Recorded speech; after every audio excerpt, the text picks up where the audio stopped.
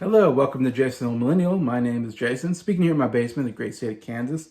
Today's video, I'm going to do my 10 through number 6 favorite Disney animation movies. So we're getting my top 10 favorite Disney movies of all time, and these are all like 5-star movies. These are all just absolutely incredible animation movies that I love going back to over and over again. A number of these I actually own, but I can't show them because I haven't boxed up at the moment, but I do own a lot of these movies in my collection. A couple of them I still need to get, but anyways, and you'll see in my top 10, there'll be a lot from the Renaissance era and a lot from kind of post-Renaissance, whatever you call it, era. Those definitely have been my favorite movies. Of course, the 90s, I grew up in the 90s, so 90s is definitely my favorite era of Disney movies. So you're gonna see a lot of those here on my list, but yeah, so let's get through my 10 through 6.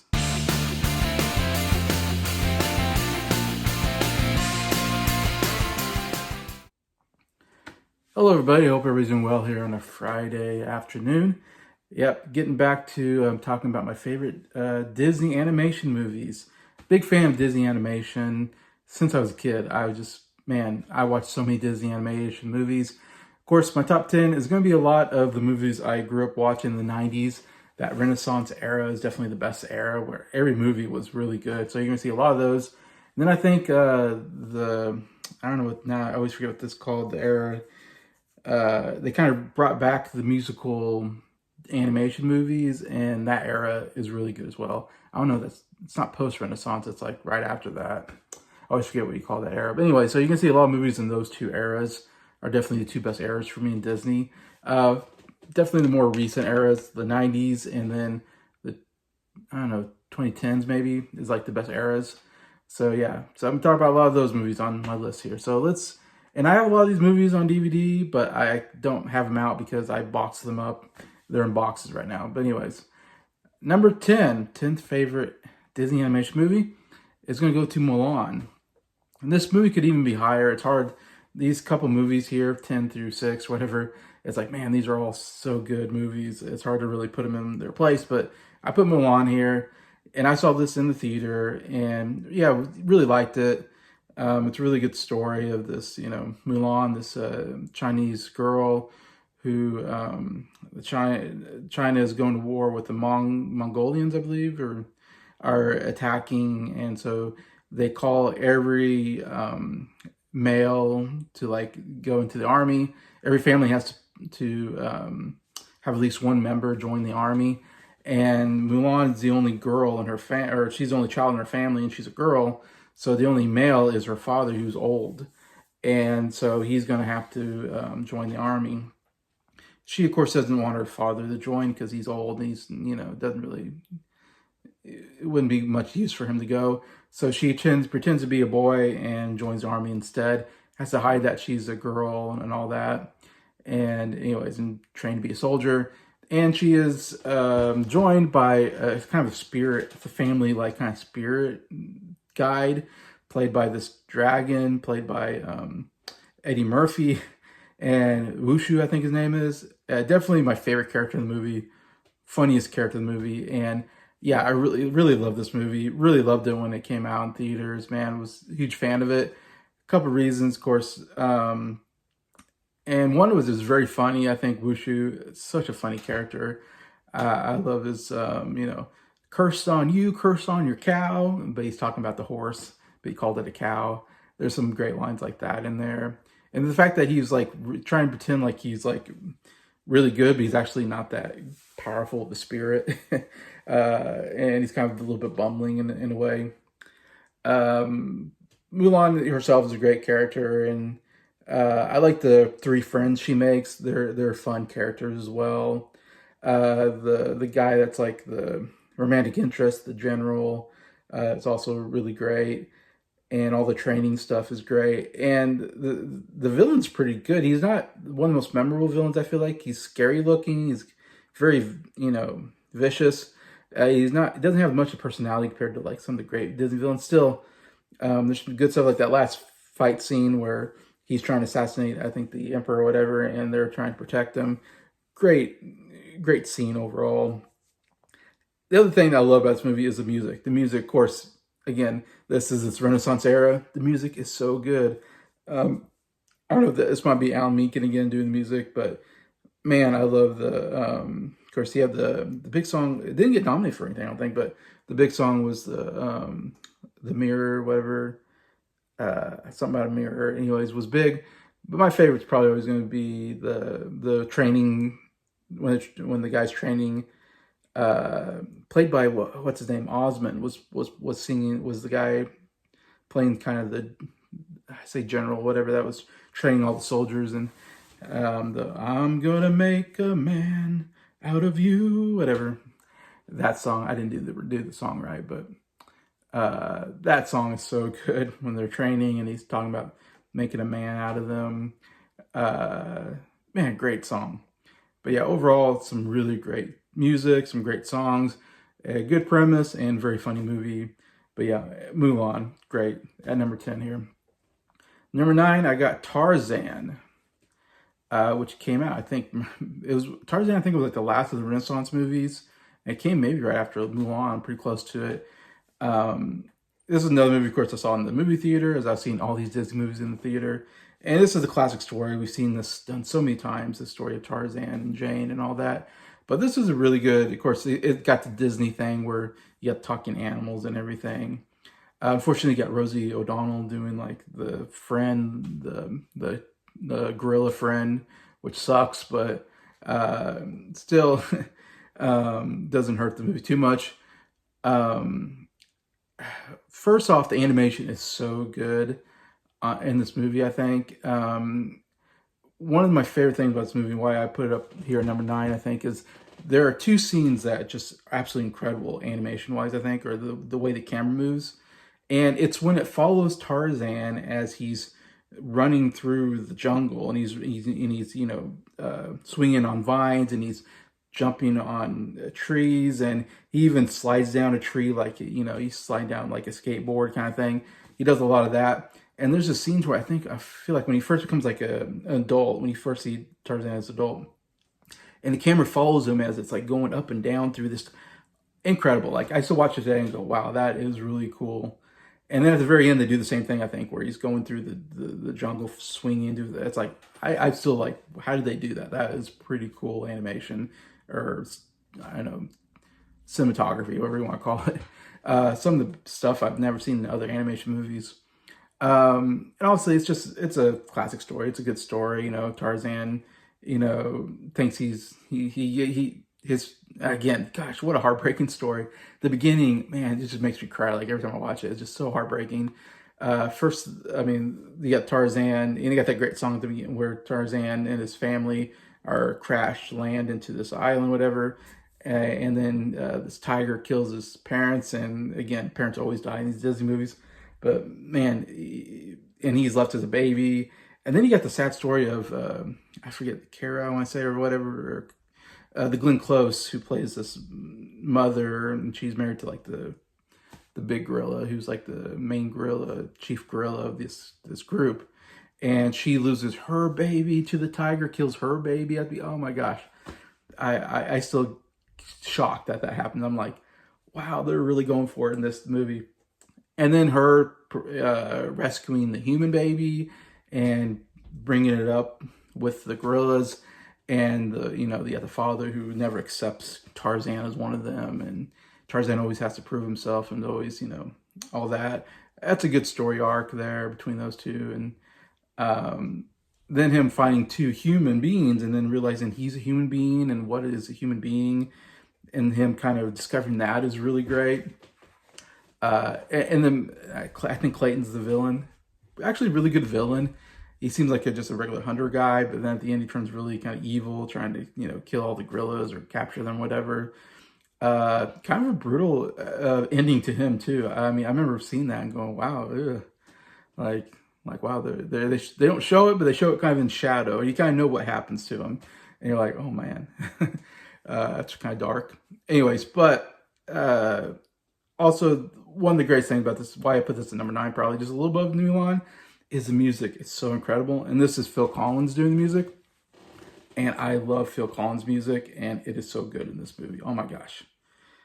Obviously, he won the Oscar for "You'll Be in My Heart." Great song. Love how they do it with Glenn Close singing at first, and then Phil Collins takes over. Really good. Oh man, that's such a good song. Great melody. Very deserving. But there's so much like I think the song called like "Strangers Like Me" or something like that. It was really great. There's a couple of really great songs throughout this. Phil Collins really killed it on here. But yeah, Tarzan here at number 9. Number 8, again, this is going a little bit further, or a little bit later on, and this is Wreck-It Ralph at number 8. And I did see this in the theater, and it's funny, when I saw the previews, I went to see it because I thought, oh, I love video games, and there's some video game characters in the trailer. I thought, oh, this is going to have my thought was it's going to have all these like video game characters that I know growing up on like Nintendo, Super Nintendo, and we're going to see them interact and them being characters in a movie. That's what really got me hooked on to watching this movie. I thought, oh man, they show some Street Fighter characters. I'm like, oh, I love Street Fighter. I used to play Street Fighter 2 all the time. And you see like some Mario characters or whatever. You see definitely these iconic characters. And then when I remember watching the movie, and of course Wreck-It Ralph and all those characters are all made up for the movie. They make up all these video game characters. And then you watch the movie, and those characters are barely in it. Like, there's the one great, him going to like this. It's like a villain meeting where it's almost like an AA meeting where they're like trying to console each other because they're all villains, and they have these classic villains for video games. That's definitely a great scene. But then that's about it. That's all you get. You get just a couple scenes here and there of characters. And so I was kind of disappointed when I first watched this movie because I was like, oh, I thought it was going to be all these cool characters that I loved in video games. But really concentrate, of course. And now I'm thinking, how stupid was I? Because, of course, they're going to concentrate on the made-up characters that they made up in the video games that they made up in the movie. So, anyways, so a little bit of me was disappointed when I first actually saw this movie. Though I thought there was a lot of good stuff, and I thought it had a good ending, and I was overall like, yeah, it was pretty good.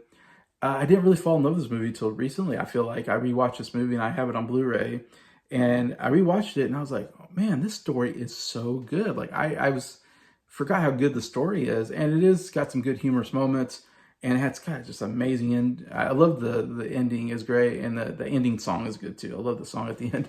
But yeah, I was just like, wow, this is so good. Like, this is actually went from being like an okay movie to being like one of my favorite Disney movies here at number 8 with this Wreck-It Ralph.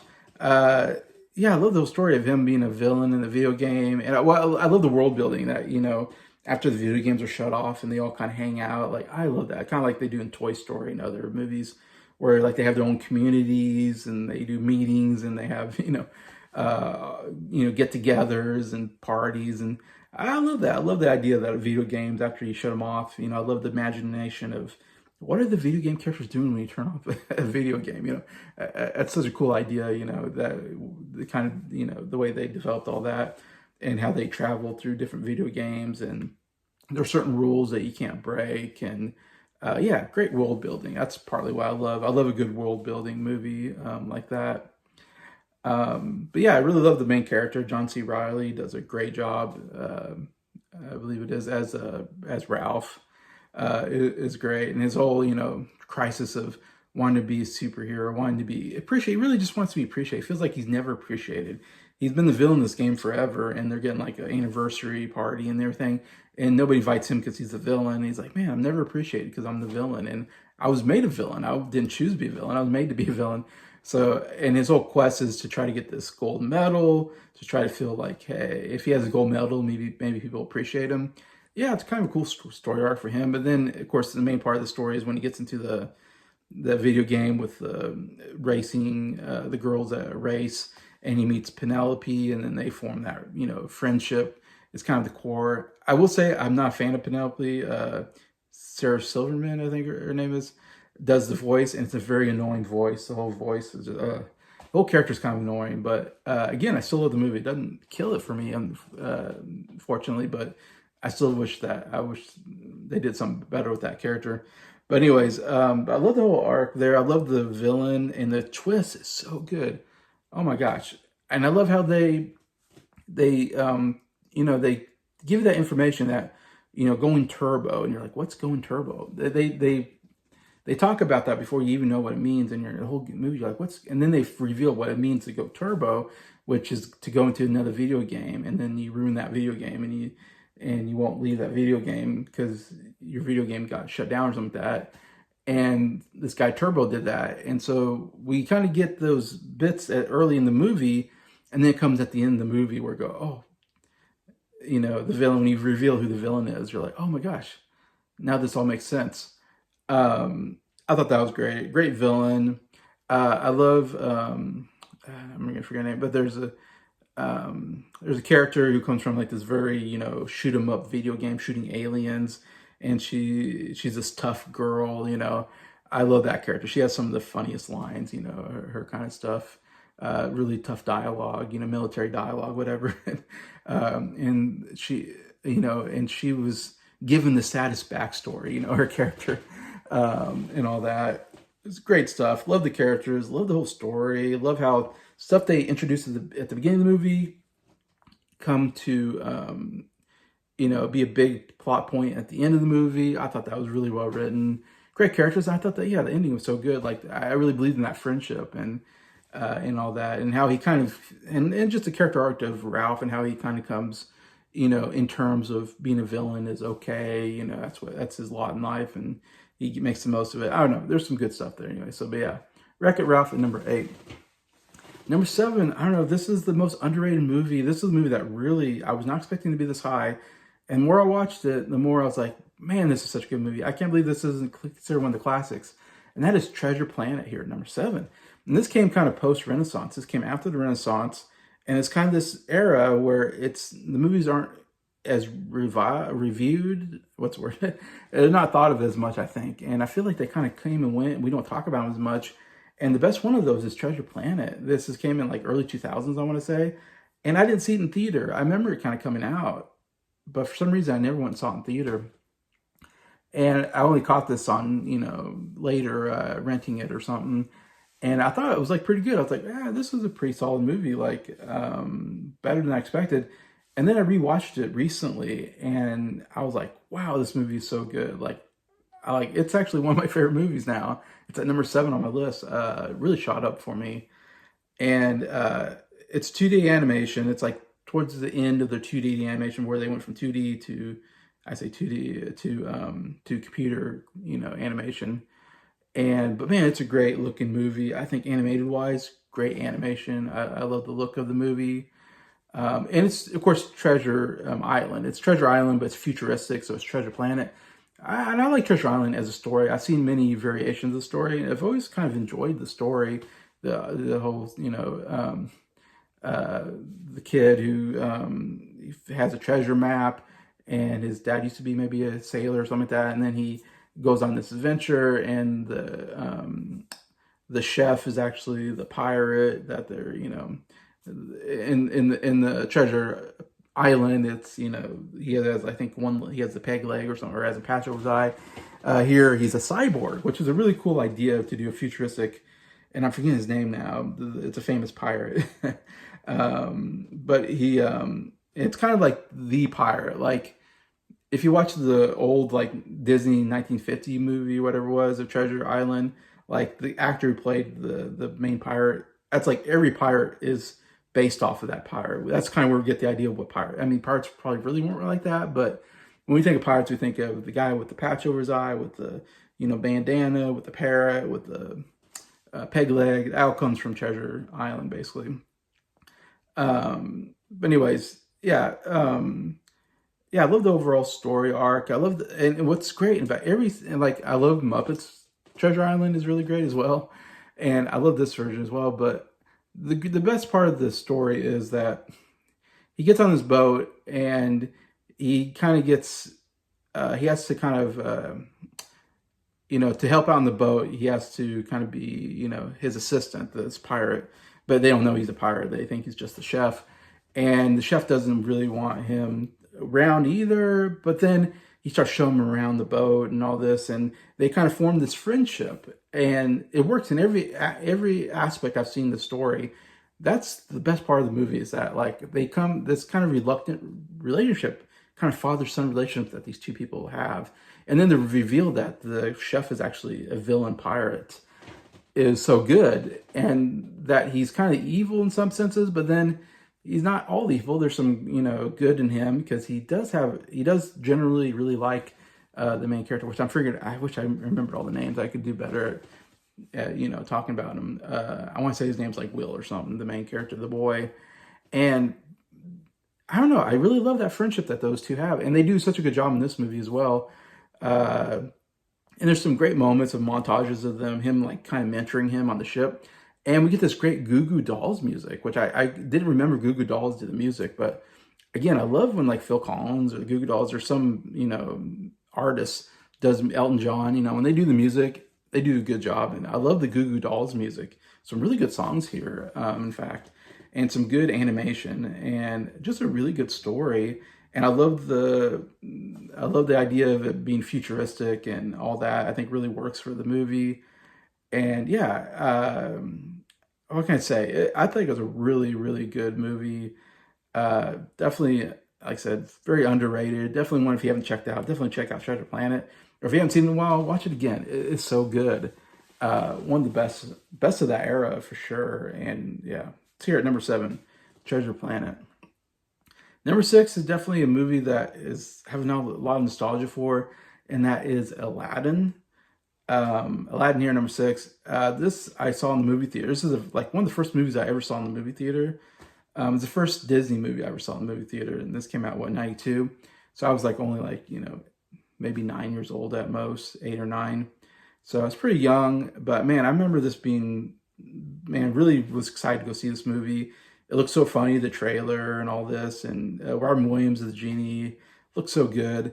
And I remember seeing this movie theater and just, man, I fell in love with this movie. Like, I thought it was like the greatest movie I've ever seen in my life. It definitely was my favorite movie for a while. And I even wanted my parents to take me again, and I went and saw it a second time. So I saw it twice in theater. I loved it so much. And it's definitely one of those movies that, to me, I feel like when I saw this movie, I really was like, man, I love movies. I love going to the movie theater. And it was like after seeing this movie, I was like, I was hooked on movies and loved watching movies, especially animation. Like, man, this really hooked me on to Disney animation, like where I was like, I love animation movies. Of course, I was a kid at the time. I still like them though. But, and just movies in general. Like, I just love movies. And I think a lot of it is because Aladdin just made me fall in love with movies big time. But yeah, I mean, it's a great story. I love Aladdin. Is such a great character. He's such a likable character. Jasmine I always enjoyed, and that romantic relationship that they have, I thought was really good in the movie. And it's very well animated for the time. It was so good. So many memorable characters. Genie is my favorite character of all time in Disney movies. I love Genie. He is so funny. Rob Williams, just the greatest voice actor of all time. And really loved Rob Williams here. Probably my favorite Rob Williams performance.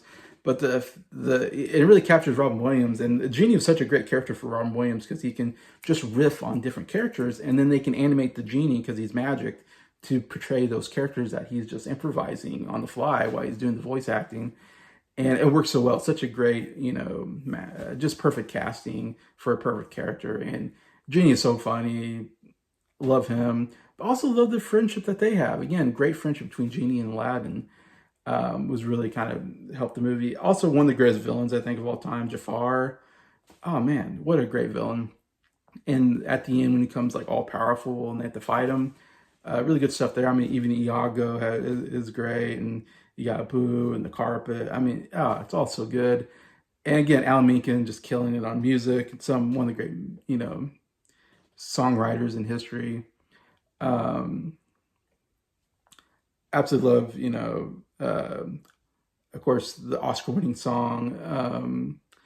I'm forgetting it on top of my mind, but A Whole New World, great duet between two, great, probably best scene in the whole movie. But I even like the beginning with one jump ahead of the something, one bump, bump. Really catchy stuff there. You never had a friend like me, very iconic, great sequence as well. It's just the music is just man, top notch. Some of the best music. Again, love the characters. So funny. What a great ending too. It's got one of my favorite endings where it almost makes me tear up when I watch it again. That he could, you know, he wants to be. He has one last wish, and he promised the genie that he would free him on his last wish. But now he has a chance. He wants to marry Jasmine, but he has to be prince. So he can use his last wish to be selfish and to make himself a prince, or he could use it unselfishly and free Genie, his friend.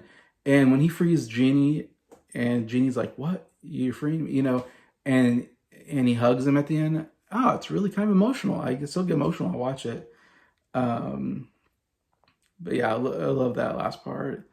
And how can I say? It's when I see Aladdin, I just reminds me of my childhood and me falling in love with movies as a kid. And today, at 41 years old, still love movies, love watching them, love going to the theater at times. I'm starting to go back to the theater now, and yeah, it's just magical. Something magical about a good story that's funny, music, everything just goes together so well. So yeah, it had to be high on my list. So it's here at number 6, Aladdin. So yeah, so please tell me what you think about these movies. Where would you rank them yourselves? Really would like to see your comments and all that. And thank you so much for watching this video. Thank you for liking it. Thank you for watching the video. I appreciate all of you guys. Appreciate all my subscribers for subscribing. And I hope you all have a great weekend.